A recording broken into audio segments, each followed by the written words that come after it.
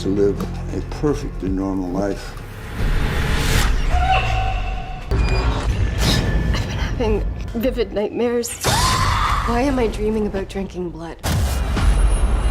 An outbreak of rabies. Avoid all animals and humans exhibiting violent or erratic behavior. How's your appetite?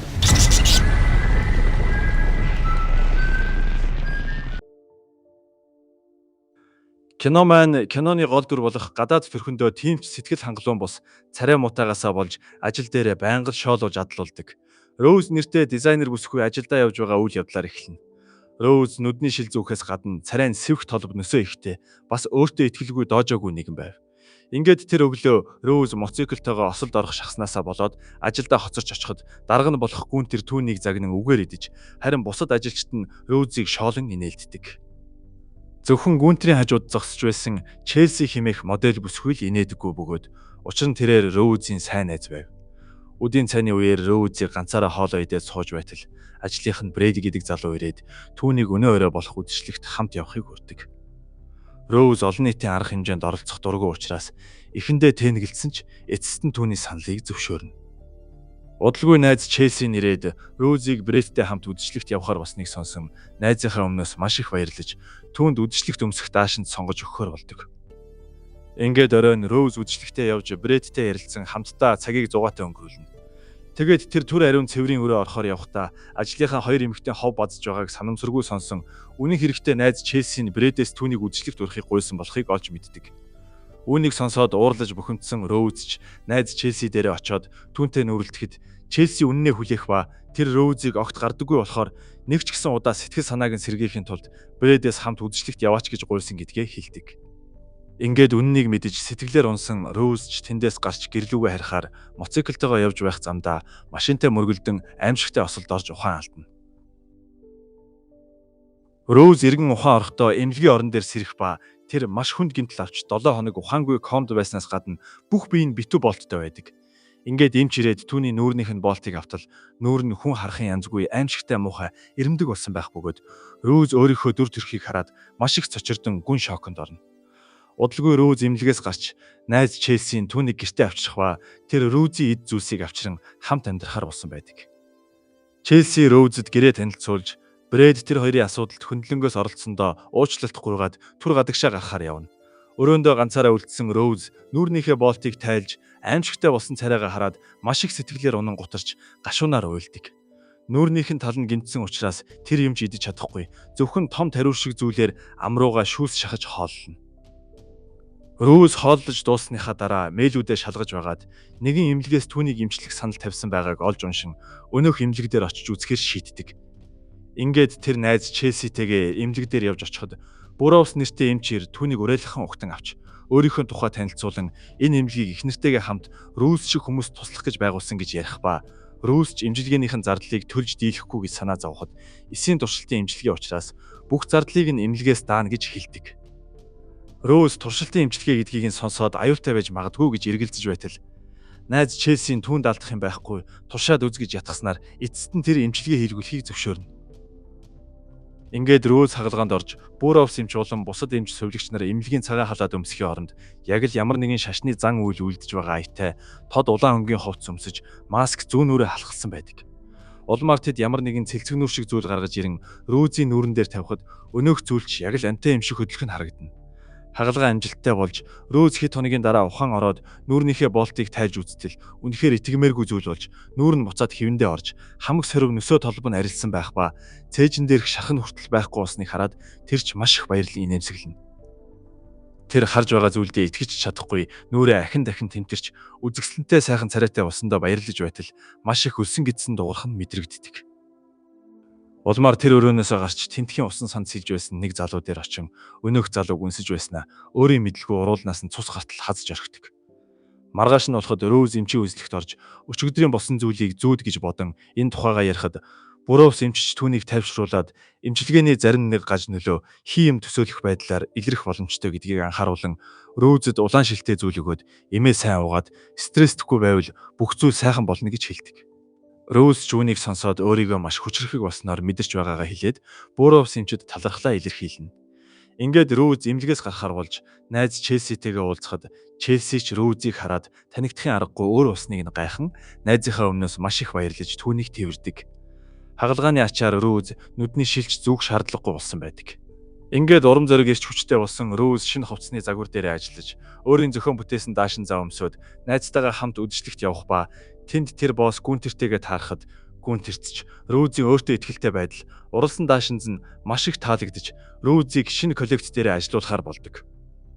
Улмаар Роуз үдшилэг дээр бүжиглэж байснаа нэг залууг дагуулan гарч гадаа өнсөлдөж байгаад гидсийг нь маажиж хүзүүг нь хаздаг. Маргааш өглөө нь Роуз орондоо сэрээд гараа харсан боловч ямар ч цусны уул мөр байгаагүй тул зүгээр л бүр овс эмчин хийснээр эмчилгээний гаж нөлөө гарч хий юм төсөөлсөн байна гэж бодоод сэтгэл нь тайвширч түүний өгсөн улаан савтай эмийг уuna. Ингээд дүрс солигдоход өмнө нь усан сан дотор Роузд хазуулсан жүжигчин залуу киноны зураг авалт дээр байх ба тэр их л түрэмгий догшин зантай болж хамт жүжиглэж байсан жүжигчин залуу руу дайран яг л зомби шиг түүний хүзүүг нь хазаж нүүрнийх нь махыг тасдахад гайхаж цочирдсан хүмүүс ч түүнийг болиулах гэж оролдоно. Харин энэ үеэр хувцсны дизайн гаргаад сууж байсан Роуз маш их өлсөн гидсэн чангаар дугарч эмээ ухаар явдаг. Гэтэл гинэт гидсэн тэсхийн аргагүй баслан өвдөж тэр ухаан балартан унах ба Роуз хэсэг хугацааны дараа сэргээд хөргөчөө онгойлгон түүх юм хаваад өөрийн ирэхгүй цусыг нь амтрахын долоож эхлэх ба өмнө нь цагаан холтон байсан Роуз гинэт сэхээ аваад өөрийнхөө энэ байдалд ихэд цочирдон яахаа мэдэхгүй айж балмагдана. Удалгүй Роуз гэрээсээ гарч годамжинд таарсан танихгүй залууг дагаж явсаар машинд нь хамт сууж түүнийг өдөж байгаад хүзүүг нь хаздаг. Гинэт дүрс солигдсон өглөө болж Роуз дахин орон дотроо сэрэх ба харин энэ удаад түүний гар нь нэлт цус болж өчигдөр орой өмссөн хүрмэн орных нь хажууд өлгөөтэй байх нь тэр. Харин энэ зуур хотын эмнэлэг дээр шөнийн ээлжинд гарч байсан совилогч цаашаа харан уйлан зогсох өвчтнийг хараад түүнийг тайтгаруулах гэж оролдтол зомбины халдвар авсан бололтой өнөөх өвчтөн арагш эргэж хараад шууд л совилогч эмэгтэй рүү дайрж түүнийг алах гэж оролдоно. Үүний дараа Роуз Буровс эмчтэр ирж хяналтанд орон өөрт нь тохиолдоод байгаа бүх зүйлээ ярьж яагаад ч юм цусан татагдаад байгаа тухайга хэлэхэд Буровс эмч том хагалгааны дараа хүмүүс өөрчлөгдөж өмнө нь идэж байгаагүй зүйлээ хүсэх нь хэвийн зүйл. Энэ бүхэн зүгээр л чиний төсөөлөл бодит зүйл биш гэж Роузыг ятхан түүнийг тайвшруулдаг. Маргааш өглөө нь Роуз ажилдаа буцаж орон дарга Гүнтерттэйгээ уулзахад Роузийн зурсан цус шиг улаан өнгөөр будсан хачирхалтай хувцсны зурагнууд Гүнтерт их л таалагдж тэр Роузийн загвараас коллекцэндээ оруулахаар болдог. Харин энэ үеэр эмчнэр галзуу өвчний вирусны мутацид орсон хувилбар тархан хүмүүсийг зомби шиг хэрцгий догшин болгож хувиргаад байгааг ойлгон энэ талаар судалж вирусны тухай илүү дэлгэрэнгүй олж мэдхээр оролдож байгаа нь тодорхой болно. Ингээд Роузыг ажил дээрээ байж байтал Брэд ирээд уучлалтгүй түүнийг хоолнд урж тэд хамтдаа хоолнд орцгоодог. Тэднийг юм яриад сууж байтал Роуз Брэдийн гарыг хараад гинэт хазмаар санагдаж санамсаргүй өөрийнхөө уруулыг хазж ярих нь. Сандарч эвгүүцсэн Роуз ч бушуухан шиг ариун цэврийн өрөө орж толинд амаа ангаалган хартал аманд нь ахаад өөр соёо шиг шүднүүд ургаж байгаа харагдан тэр маш их балмагддаг. Айж цочирдсан Роуз ч Брэд дээр яаран очоод гэрлүүгөө явах хэрэгтэй болсноо хэлж байтал машин дотор Роузэд хазуулсан эрэгтэй гинэт шил хаглан орж ирээд тэнд байсан хүмүүс рүү дайрна. Харин энэ үеэр эмчнэр энэхүү вирус хазалтаар дамжин хүмүүсийн тархинд нөлөөлж хүмүүсийг хэрцгий догшин болгодгийг олж мэдсэн байх ба халдвар авсан хүмүүсийг карантинлахаар шийдсэн байдаг. Ингээд дүрс солигдоход Роуз гудамжинд өөрийнхөө аимшигтай болсон амийг толинд хараад газарт унахад нэг эрэгтэй түүнд туслахаар ирэх бөгөөд Роуз ч харанхуй гудамж руу ороод өнөөх эрэгтэйг араас нь ирэхэд амнаасаа гарч ирсэн олон салаа тэмтрүү шиг зүйлээр түүнийг алдаг. Ингээд өглөө болж Роуз дахин орон дотроо сэрэх ба тэр айсан байдалтай амаа ангаан шалгахад бүх зүйл хэвэн байдаг. Гэсэн ч тайвширч чадахгүй байсан Роуз эмчийн өгсөн шилтэй эмийг ууж байгаад санамсаргүй доош унгаахад дотор нь байсан шингэн шалан дээр асгарах бөгөөд хачирхалтай энэ нь ямар нэгэн уураг биш харин цус байдаг. Дараа нь Роуз өчигдрийн бүх зүйлийг зүүд гэж бодсон чигээрээ ажил дээрээ очих ба тэр өөрийнхөө бүтээсэн даашинзыг харуулхад Гүнтерч түүнийг магтан даашинзыг нь Челсигээр өмсүүлэн загварын шоуны хаалтан дээр үзэгчдэд толилуулахаар болно. Оройн болж загварын шоу эхлэх төгсөн ч Челси харагдахгүй байсан тул Роуз найзыгаа хайх ба энэ үеэр Буровсинч Роуз руу залгаад эмнэлэг дээр аль болох хурдан ирж хэвтэх хэрэгтэй гэж хэлсэн ч Роуз маш чухал шоутай учраас маргааш өглөө очие гэж хэлдэг. Энэ зур сонин царайлсан Челси ирээд зам төгжрээд байхаар нь метронд суусан боловч нэг танихгүй эмэгтэй гинт түүн рүү дайран гарыг нь хадсан тухай бусад модельудаа ярина.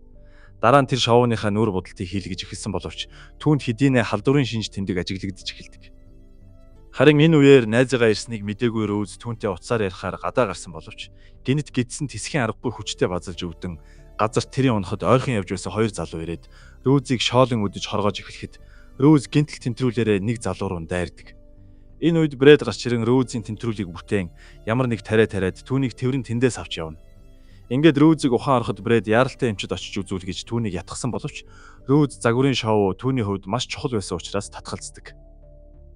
Удалгүй загварын шоу ч эхэлж найзынх нь гарах ээлж болоход нүүр аманд цус усан Челси гарч ирээд хамт алхаж байсан модельудаа түлхэн юу болоод байгааг ойлгохгүй Челсиг загнаж байсан гүнтэллүү дайрна. Гэтэл цагдаа нар ирээд Челсиг буудаж алах ба энэ үеэр Роузын тэмтрүүлд хазуулсан залуу аимшигтай царайтай зомби болж хувиран гарч ирдэг. Энд тэндгүй эмх замбраагүй байдал үүсэж Брэд ч найз Челсигийнхээ өхөлд харамсан гашуудсан Роузэд би юу болоод байгааг мэднэ гэж хэлээд түүнийг хүчээр тэндээс авч явна.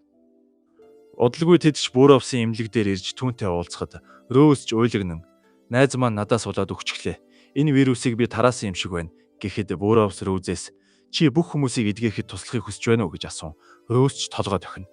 Ингээд Буровс Роуз Брэд хоёрыг нэг өрөөнд оруулаад хаалгыг нь түгжих ба тэр Брэдийн тухай хамаг үннийг дэлгэдэг.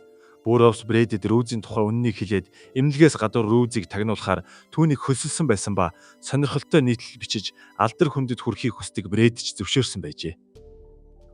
Үүнийг олж мэдсэн Роуз Брэдэд уурлахад Брэд ч би чамайг хамгаалахыг л хүссэн. Би чамд хайртай гэж учралсан боловч Роуз түүний үгэнд итгэдэггүй. Гэтэл Буровс гинтхэн нэг товчлуур дарж Брэдийн толгой дээр цус асгаад Роузыг Брэдээр хоолол гэж ятгадаг. Энэ үед Роуз Брэд хоёр өрөөнд дотор тэдэнтэй хамт байсан нэг хачирхалтай мангас шиг зүйлийг олж харах бөгөөд үнэн хэрэгтээ энэ нь Буровсын эхнэр Синтия байдаг.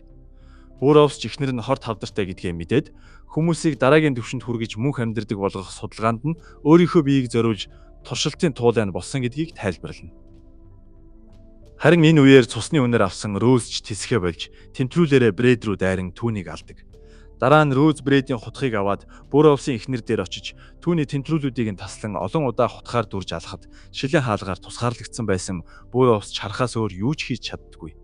Эцэст нь Роуз вирусыг цааш нь тархааж Буровсын хүсэж байгаа мангас болохгүй тулд өөрийнхөө хоолойг хэрчин амиа хорлоно. Ингээд үзэгдэл солигдоход Буровс ч хүний цусаар коктейл шиг зүйл хийж байгаа харагдах ба харин Роуз үхээгүй амьд хэвээр байх бөгөөд эцэст нь Буровсын хүнийг үхшгүй мөнх болгох туршилт амжилттай болж Роуз өөрөө хүсээд ч үхэж чадхааргүй болсон байдаг. Улмаар Буровсын нууц өрөөнд хоригдсон Роуз шилэн ханыг балбан хашгирч Буровс харин жихүүцэн байдлаар инээмсэглэж байгаагаар кинод өгсдөг.